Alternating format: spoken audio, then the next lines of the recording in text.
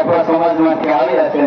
એટલે આજે હું એ કહું છું કે ભીલ સમાજ આજે અહીંયા તમારો પ્રોગ્રામ છે, પણ ત્યાં બધું હવે વધારે કેવું નથી, પણ એ તમારા કાન સુધી પહોંચી જશે. પણ આજે સમાજ માટે વિચારવાની વાત છે. સમાજ શું કરી શકે છે? સમાજની અંદર આ સ્ટેજ પરથી બોલાય ત્યારે આ દિવસે, વિશ્વ આદિવાસી દિવસે શું બોલવું જોઈએ એ પણ આજે જે વક્તાઓ છે એને વિચાર કરવો જોઈએ. આજે ત્યાં પ્રોગ્રામ હતો, ત્યાં પણ વાત થઈ, એવું કીધું, કટાક્ષમાં બધાને કહેવામાં આવ્યું. આજે આ અનેક પ્રોગ્રામ હતો, મેં કીધું હતું કે કંઈક મેદાન બનાવો અને લાઇબ્રેરી બનાવો એવું આપણે શું નામ ઉપપ્રમુખને કીધું હતું. અમે જયારે જીત્યા છે ત્યારે પહેલું અમે ગ્રાઉન્ડ અને લાઇબ્રેરીનો લેટર લખીને મોકલાયો છે. અમે જીત્યા ત્યારે આ પહેલી વસ્તુ અમે કરી છે. એક ભાઈ ત્યાં એવું કીધું કે કોઈ એવો માઇકલાલ હોય કે સોનાનો રસ્તો બનાવી દે તો હવે એને ઘોડે પર કુદાડવા તૈયાર છે. પણ કોર્ટની અંદર રસ્તો બની રહ્યો છે, જોયો છે બધા? રાતે 1 વાગે ફોન આવે છે અને 1 વાગે ફોન આવે છે ને ત્યારે અમે જઈએ છીએ અને કહીએ છીએ કે ભાઈ તું હરિયા નથી નાખતો અને તું હરિયા નાખ. આજે એક યુવાન ઉભો થયો છે સમાજમાં કે સારું કરવા. મારે તમને ખબર છે કે મારી જોડે કોઈ ગાડી આવેલી છે, બધું સારું છે, પણ એવો વિચાર આવ્યો કે સમાજની અંદર કંઈક બદલાવ લાવે અને મારી જોડે કઈ એવા ઇન્સિડન્ટ બન્યા છે જેથી હું રાજનીતિમાં આવ્યો છું. તમે આ પહેલાની રાજનીતિ, પહેલાના 9મી ઓગસ્ટની અંદર એક સમાજના એક યુવાન તરીકે હું બોલતો હતો, આજે એક રાજનીતિના એક નેતા તરીકે બોલી રહ્યો છું.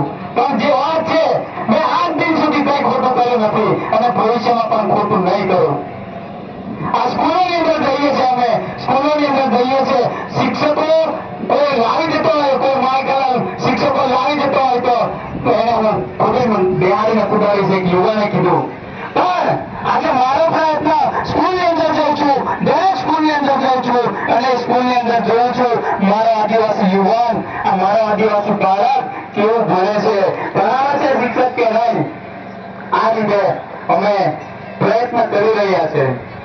સમાજની વાત, રાજનીતિની વાત થોડી થોડી થઈ જાય છે, પછી રાજનીતિની અંદર આવ્યા છે.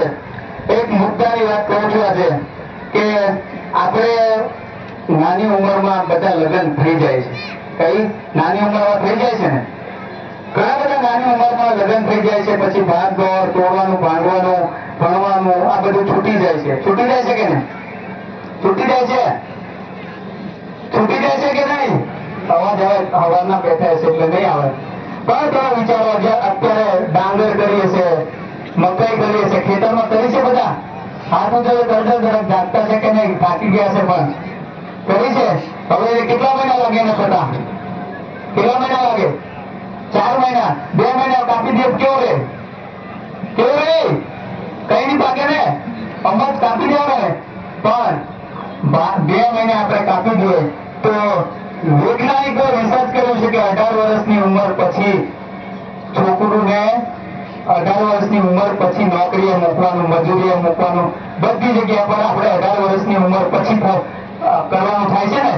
અને 22 ઉંમર કે 24 ઉંમરની ઉપર જાય તો લગ્ન કરાવવાની વાત છે કે નહીં? આપણે એને નાની ઉંમર થાય એને લગ્ન કરાવી દઈએ એટલે શું થાય? પાકેલું નિભાઈને એને પહેરાવી દઈએ કે નહીં? બધાને ખબર પડે છે કે નહીં? અને સાચી વાત છે કે ખોટી કહેતા જ બધા, બધાને નહીં વાત કરું. પછી આપણે એવું થાય કે ભણવાની વાત કરીએ, શિક્ષણની જ વાત કરીએ આપણે દર વખતે. શિક્ષિત થઈએ તો ઉર્દુ આગળ કરીએ, શિક્ષિત થઈએ તો આમ કરીએ. પણ 10મું ફેલ થાય એટલે સીધા કારખાને, 10મું ફેલ થાય સીધા એટલે કારખાને, 12મું ફેલ એટલે કારખાને, મજૂરીએ, આવું કરીએ છીએ ને. પણ અહીંયા કદાચ કોઈ ભણેલા હે, કઈક નોકરી કરતા હશે, એમને ખબર હે. આપણે શું કરીએ? હવે અહીંનું ખબર નથી પણ અમારે ત્યાં એવું છે કે થોડું ભણતું જ નહીં, આ સ્કૂલે જાય પાછું નાહી જાય, સ્કૂલે જાય નાહી જાય. પણ અહીંયા ઘણા નોકરી કરતા હશે કે જે નિહાળે જાય અને પાછા નાની આવતા રહેલા ને તે આજે નોકરી કરે છે કે નહીં? બધાને ઘણો સમય થઈ ગયો છે એટલે અડધરથી જતું રહે, કઈ નહીં, વધારે વાત ન કહેતા.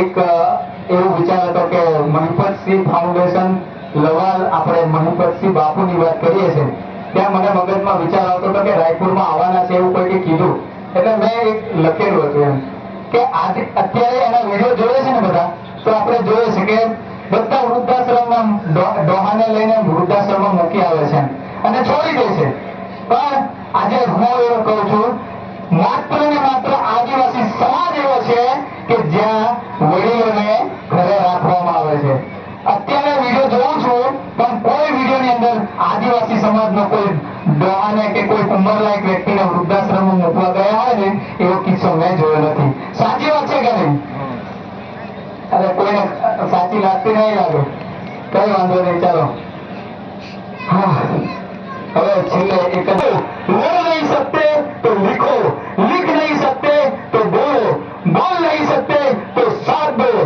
साथ नहीं दे सकते तो कम से कम जो लड़ रहे हैं और लिख रहे हैं बोल रहे हैं उसकी हिम्मत बढ़ाओ और अगर यह भी नहीं कर सकते तो कम से कम उनका मनोबल मत तोड़ो क्योंकि वो तुम्हारे हिस्से की लड़ाई वो तुम्हारे हिस्से की भी लड़ाई लड़ रहे हैं बस આટલી જ વાત મારે કહું છું છેલ્લે બધાને જય જવાહર જય આદિવાસી